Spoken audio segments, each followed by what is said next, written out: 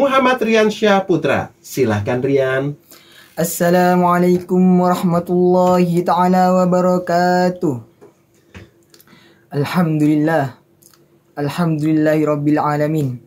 Assalatu wassalamu ala asyrafil anbiya'i wal mursalin, Sayyidina wa maulana Muhammadin wa ala alihi wa sahbihi ajma'in. Qala rabbi syrah li sadri wa yassir li amri wahlul 'uqdatam min lisani yafqahu qawli, amma ba'du.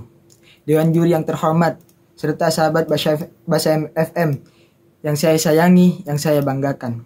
Pertama-tama, marilah kita panjatkan puja dan puji syukur kehadirat Allah Subhanahu wa taala yang telah memberi rahmat dan hidayah sehingga kita dapat berkumpul di tempat ini yang insyaallah penuh dengan berkah.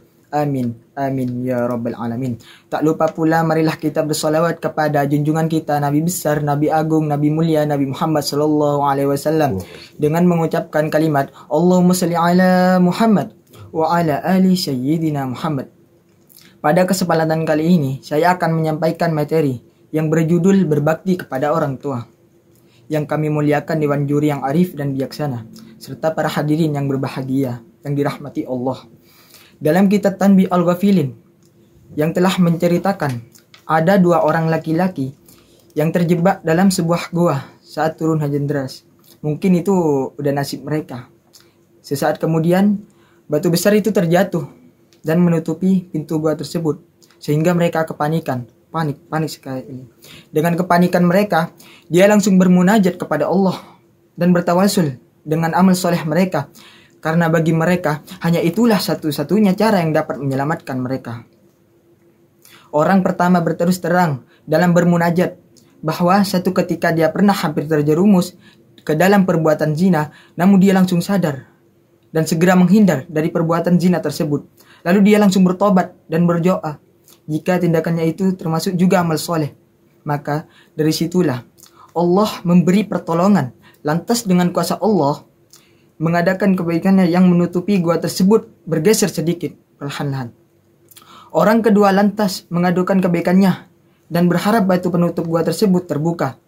Dan dia menyatakan bahwa dirinya adalah seorang pekerja keras dan tulus dia di sebuah ladang.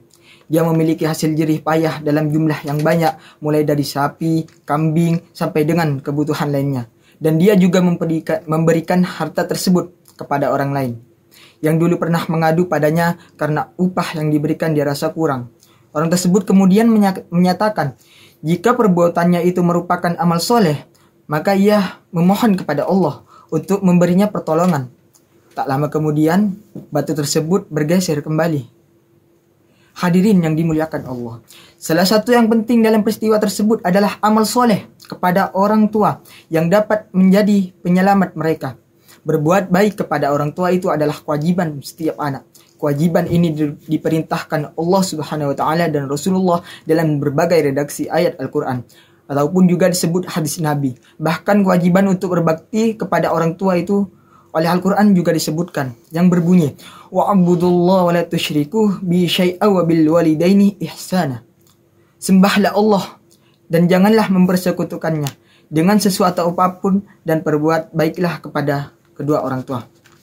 Hal ini menegaskan bahwa keharusan menghormati, terbuat santun dan baik kepada orang tua adalah kewajiban mutlak yang harus dipegang oleh setiap orang. Tentu saja kemampuan kita tersebut baik kepada orang tua akan diganjar oleh Allah dalam berbagai bentuk balasan, baik kebaikan di dunia ataupun di akhirat. Di dunia pasti Allah akan memudahkan rezeki dan diberi umur yang panjang dan keberkahan. Hadirin yang berbahagia, dalam kitab Durrah Al-Nasihin yang telah menceritakan Nabi Musa ingin mencari tahu orang yang akan menjadi temannya di surga. Allah langsung merintahkan untuk pergi ke pasar dan menemui seorang tukang jagal tersebut. Kemudian Nabi Musa heran, kenapa menemui tukang jagal yang miskin? Kemudian beliau menjawab, setelah mengikuti tukang jagal itu pulang ke rumahnya. Tukang jagal yang dilihat oleh Nabi Musa ternyata orangnya dia yang senantiasa merawat ibunya yang sudah sangat renta dan lumpuh. Dia memasakkan hidungnya serta yang menyuapikan ibunya setiap hari. Saat itu Nabi Musa mendengar doa ibu tukang jagal tersebut. Apa yang dikatakan doa beliau? Ya Allah, jadikan putraku sebagai teman Nabi Musa kelak di surga.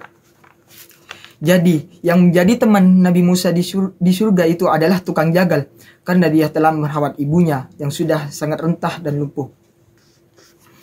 Undur maqalah wala tandur maqalah. Jangan melihat siapa yang mengatakan, tapi lihatlah apa yang dikatakan. Hadirin rahimakumullah. Yang mampu terus berbakti kepada kedua orang tua, kapanpun dan dimanapun kita berada, semoga bakti kita kepada orang tua menjadikan ridha Allah untuk kebaikan kita baik di dunia ataupun di akhirat. Kurang lebihnya mohon maaf, itu saja yang bisa sampaikan. Akhirul kalam muridatu wal hidayah waridatu wal inayah. Assalamualaikum warahmatullahi taala wabarakatuh. Waalaikumsalam warahmatullahi wabarakatuh.